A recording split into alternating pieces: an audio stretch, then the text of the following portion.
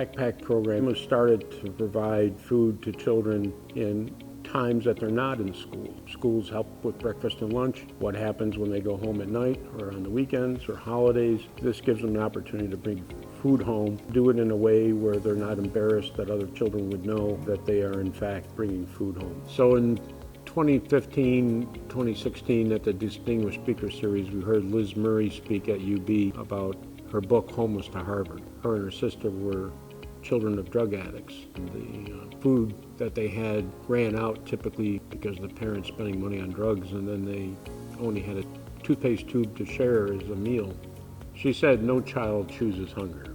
That one comment that she made, it just stuck in our head and we couldn't get it out, and we said, what can we do to help? Is there some program or something that we can make a contribution to?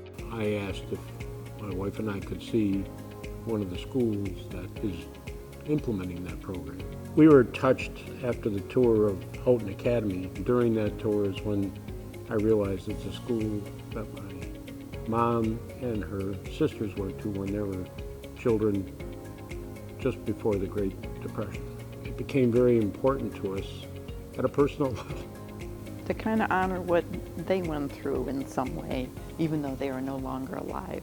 We thought this might be a good way to do it. I really wanted to know how this was working without the kids being embarrassed that they were taking food home on the weekend. And they shared with us how the backpacks had no markings on them. Other kids on the bus wouldn't know that those were bags and that there was food in them to take home. So we started making donations ourselves for just individually, and then we decided we wanted to take it to another level by starting a match fund. That started, as I recall, about 3 years ago.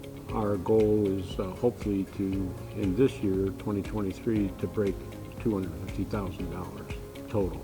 We are really looking forward to others finding an attachment. We talked to our son and daughter-in-law and grandkids about it, and they have adopted different schools. We're up to 7 schools that we are funding.